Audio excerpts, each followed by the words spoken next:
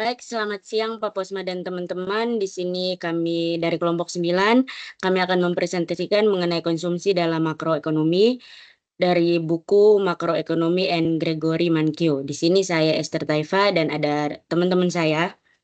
Saya Losef. Saya Robi Simanjuntak.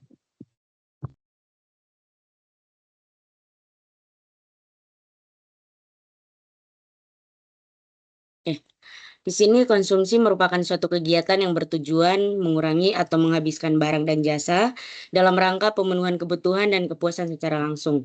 Menurut Gregory Mankiw 2007, pengertian konsumsi adalah pembelanjaan barang dan jasa oleh rumah tangga yang dimaksud dengan barang rumah tangga yang dimaksud dengan barang adalah barang rumah tangga yang sifatnya tahan lama meliputi perlengkapan, kendaraan, dan barang yang tidak tahan lama, contohnya makanan dan pakaian.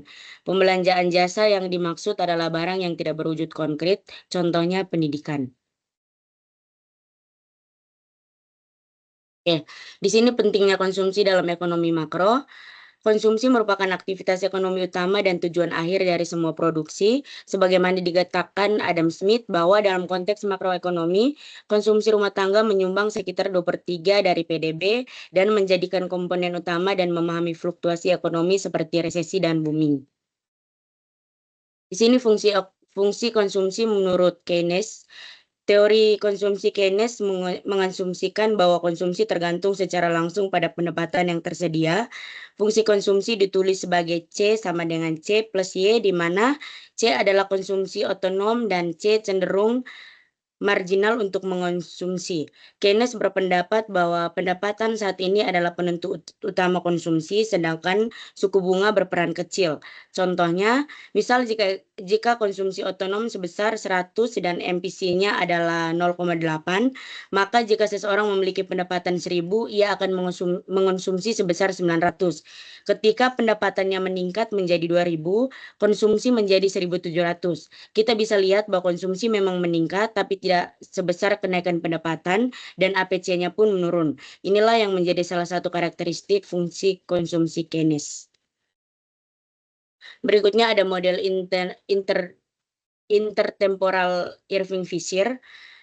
Irving Fisher menawarkan pendekatan yang lebih dinamis, yaitu model konsumsi latar waktu atau intertemporal choice. Konsumsi tidak hanya mempertimbangkan pendapatan saat ini, tapi juga pendapatan masa depan. Mereka akan merencanakan konsumsi seumur hidup dengan mempertimbangkan suku bunga dan kemampuan untuk menabung atau meminjam. Contohnya, jika seseorang memiliki pendapatan sebesar 100 sekarang dan 110 di masa depan, dan suku bunga real adalah 10%, maka nilai sekarang dari pendapatan seumur hidup adalah 200, yang artinya total konsumsi C1 dan C2 yang diskon harus bernilai 200. Bagaimana konsumsi itu dibagi tergantung pada preferensi individu masing-masing terhadap waktu. Berikut respon terhadap pendapatan. Dalam model Fisher, ketika pendapatan meningkat baik di masa kini maupun masa depan, konsumsi akan meningkat di kedua periode. Ini mencerminkan pemulusan konsumsi di mana individu menyebarkan peningkatan pendapatan untuk menjaga stabilitas gaya hidup antar waktu. Sebagai contoh, jika pendapatan saat ini naik 100 menjadi 150, sementara pendapatan masa depan tetap, maka nilai sekarang dari total pendapatan juga meningkat. Namun konsumsi sekarang hanya naik sebagian, sisanya ditabung untuk menambah konsumsi masa depan. Hal ini menunjukkan bahwa perubahan dalam pendapatan menghasilkan perubahan konsumsi yang distribusi. Berikutnya ada respon terhadap suku bunga real. Kenaikan suku bunga memiliki dua efek, yaitu yang pertama efek substitusi membuat konsumsi saat ini relatif lebih mahal sebagai individu menabung lebih banyak. Sedangkan efek pendapatan, jika konsumen adalah penabung, maka kenaikan bunga meningkatkan daya beli masa depan. Kemungkinan konsumsi lebih besar karena efek bersih tergantung pada dominasi kedua efek tersebut. Contohnya, jika suku bunga meningkat dari 5% menjadi 10%, garis anggaran menjadi lebih curam. Titik konsumsi optimal akan bergeser tergantung pada preferensi konsumsi. Ini membuat kebijakan moneter yang mempengaruhi suku bunga menjadi sangat relevan dan mempengaruhi pola konsumsi hidup masyarakat. Berikutnya akan dijelaskan oleh teman saya.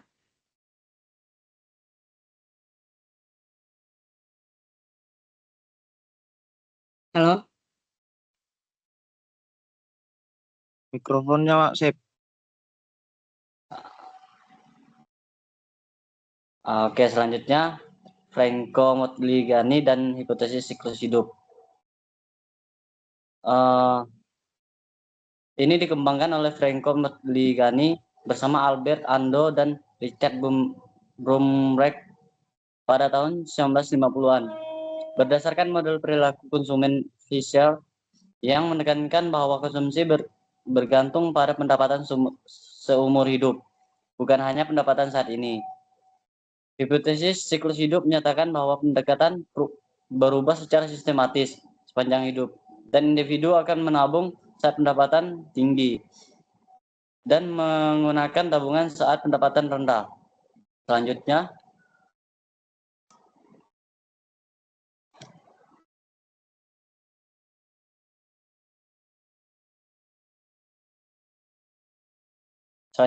ada hipotesis. Masalah utamanya pendapatan turun saat pensiun, tapi konsumsi ingin tetap stabil. Solusinya menabung saat masih bekerja dan menjaga standar hidup setelah pensiun. Jadi di sini ada rumusnya fungsi konsumsi individu. C sama dengan dalam kurung 1 atau T tutup kurung W plus dalam kurung R atau T tutup kurung Y. Jadi di mana ini diasumsi di mana asumsi modal konsumen T sama dengan harapan hidup, R sama dengan tahun kerja tersisa, W sama dengan kekayaan saat ini, Y sama dengan pendapatan tahunan saat bekerja, dan 0 sama dengan suku bunga. Misalnya, jika konsumen berharap untuk hidup selama 50 tahun lagi dan bekerja selama 30 tahun lagi diantaranya, maka T sama dengan 50 dan R sama dengan 30. Sehingga fungsi konsumsi konsumen adalah C sama dengan 0,02 W plus 0,6 Y. Persamaan ini menyatakan bahwa konsumsi bergantung pada pendapatan dan kekayaan. Pendapatan tambahan sebesar $1 per tahun akan meningkatkan konsumsi sebesar 0,60 per tahun. Dan kekayaan tambahan sebesar $1 per tahun meningkatkan konsumsi sebesar 0,02 per tahun. Selanjutnya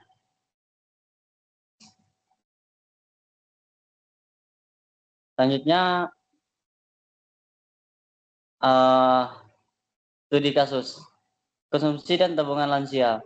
Model siklus hidup memprediksi bahwa lansia akan menghabiskan kekayaannya secara bertahap untuk mempertahankan konsumsi. Namun, fakta empiris menunjukkan bahwa banyak lansia menabung lebih banyak dari yang diperkirakan. Ada dua penjelasan utama mengapa orang lanjut usia tidak menabung sebanyak yang diprediksi model. Yang pertama, para lansia khawatir akan pengeluaran yang tidak terduga. Tabungan tambahan yang muncul dari ketidakpastian disebut tabungan pencegahan. Salah satu alasan mengapa para lansia menabung untuk berjaga-jaga adalah kemungkinan untuk hidup lebih lama dari yang diharapkan, dan dengan demikian harus menyediakan masa pensiun yang lebih lama dari rata-rata. Yang kedua, mereka mungkin ingin mewariskan kepada anak-anak mereka. Selanjutnya ada Milton Friedman dan hipotesis pendapatan Friedman permanen. Milton Friedman mengajukan hipotesis pendapatan permanen untuk menjelaskan perilaku konsumen. Hipotesis pendapatan permanen Friedman melengkapi hipotesis siklus hidup Modigliani. Keduanya menggunakan teori konsumen Irving Fisher untuk menyatakan bahwa konsumsi tidak boleh bergantung pada pendapatan saat ini saja. Namun tidak seperti hipotesis siklus hidup yang menekankan bahwa pendapatan mengikuti pola yang teratur selama hidup seseorang. Hipotesis pendapatan permanen menekankan bahwa orang mengalami perubahan acak dan sementara dalam pendapatan mereka dari tahun ke tahun. Selanjutnya ada hipotesis. Rumusnya Y sama dengan YP dan plus YT. Jadi keterangannya itu YP sama dengan pendapatan permanen, YT sama dengan pendapatan sementara. Contoh, Maria yang memiliki gelar sarjana hukum memperoleh penghasilan lebih banyak tahun ini daripada John yang putus sekolah menengah atas. Penghasilan Maria lebih tinggi berasal dari penghasilan tetap yang lebih tinggi, karena pendidikannya akan terus memberikan gaji yang lebih tinggi. Contoh-contoh ini menunjukkan bahwa berbagai bentuk pendapatan memiliki tingkat prestensi yang berbeda. Pendidikan yang baik memberikan pendapatan yang lebih tinggi secara permanen, sedangkan cuaca yang baik hanya memberikan pendapatan yang lebih tinggi secara sementara. Implikasinya, konsumsi bergantung pada YP bukan Y secara keseluruhan. Konsumen menyesuaikan konsumsi perlahan terhadap perubahan YT, misalnya hadiah lotre disebarkan konsumsinya selama hidupnya. Selanjutnya ada studi kasus, pajak dan hipotesis pendapatan permanen. Hipotesis pendapatan permanen dapat membantu kita menafsirkan bagaimana perekonomian merespon perubahan kebijakan fiskal. Menurut model ISLM, pada bab 10 dan bab 11, pemotongan pajak merangsang konsumsi untuk meningkatkan permintaan agregat, sedangkan kenaikan pajak menekankan konsumsi dan mengurangi permintaan agregat. Dua perubahan kebijakan fiskal, pemotongan pajak pada tahun 1964 dan beban pajak tambahan pada tahun 1968 mengilustrasikan prinsip ini. Yang pertama, pajak tambahan tahun 1968 muncul dalam iklim politik yang sangat berbeda. Pajak tersebut menjadi undang-undang karena penasihat ekonomi Lyndon Johnson yakin bahwa peningkatan belanja pemerintah akibat perang Vietnam terlalu merangsang permintaan agregat. Untuk mengimbangi dampak ini, mereka merekomendasikan kenaikan pajak. Yang kedua, pajak tambahan. Pajak tambahan tersebut tidak memberikan dampak yang diinginkan untuk mengurangi permintaan agregat. Pengurangan terus menurun dan inflasi terus meningkat. Inilah yang akan diprediksi oleh hipotesis pendapatan permanen. Kenaikan pajak hanya mempengaruhi pendapatan sementara, sehingga perilaku konsumsi dan permintaan agregat tidak terlalu terpengaruh.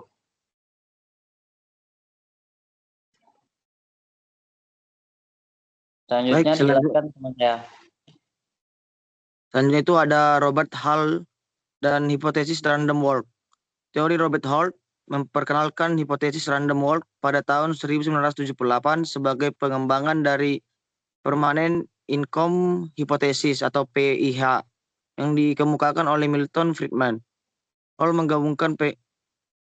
menggabungkan PIH dengan konsep ekspektasi rasional yang menyatakan bahwa konsumen menggunakan semua informasi yang tersedia untuk memprediksi pendapatan masa depan. Dengan asumsi ini, Hall menyimpulkan bahwa perubahan konsumsi dari waktu ke waktu bersifat tidak dapat diprediksi atau mengikuti pola random walk. Implikasi kebijakan ekonomi, hipotesis random walk memiliki implikasi penting dalam perumusan kebijakan ekonomi. Kebijakan fiskal atau moneter yang diprediksi sebelumnya oleh konsumen tidak akan memengaruhi konsumen saat ini, karena sudah diantisipasi dalam ekspektasi mereka. Hanya kebijakan yang mengejutkan atau tidak terduga yang dapat memengaruhi konsumsi melalui perubahan ekspektasi terhadap pendapatan permanen. Next. Nah, selanjutnya itu ada David Leibson dan tarikan gratifikasi instan. Yang pertama itu adalah latar belakang. Mengapa orang sulit menabung? David Leibson, seorang ekonomi perilaku dari Harvard, menjelaskan bahwa banyak individu merasa mereka tidak cukup menabung untuk masa depan. Dalam survei di Amerika Serikat, 76% responden mengakui bahwa mereka tidak menabung cukup untuk pensiun. Fenomena ini dikaitkan dengan apa yang disebut Leibson sebagai tarikan gratifikasi instan atau pull of instant gratification. Yang kedua, eksperimen permen. Bukti ketidakkonsistenan waktu. Leibson mengilustrasikan perilaku ini melalui dua pertanyaan. Pertanyaan pertama, Apakah Anda lebih memilih A. Satu permen hari ini atau B. 2 permen besok? Pertanyaan kedua, apakah Anda lebih memilih A. 1 permen dalam 100 hari atau B. 2 permen dalam 101 hari? Banyak orang memilih opsi A pada pertanyaan pertama atau mengutamakan kepuasan langsung. Dan opsi B pada pertanyaan kedua, bersedia menunggu untuk mendapatkan lebih. Ini menunjukkan bahwa preferensi individu dapat berubah seiring waktu. Fenomena yang dikenal sebagai time inconsistency. Next. Nah, selanjutnya itu ada yang ketiga, implikasi dalam kehidupan sehari-hari. Tarikan gratifikasi instan memengaruhi berbagai aspek kehidupan. Pertama itu diet. Seseorang mungkin berjanji untuk makan sehat, tapi tergoda untuk mengonsumsi makanan tidak sehat saat ini. Rokok.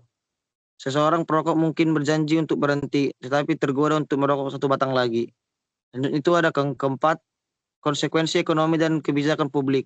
Pemahaman tentang tarikan gratifikasi instan penting dalam merancang kebijakan publik. Misalnya program pensiun otomatis atau automatic enrollment dapat membantu individu menabung lebih konsisten dengan mengurangi hambatan untuk memulai menabung.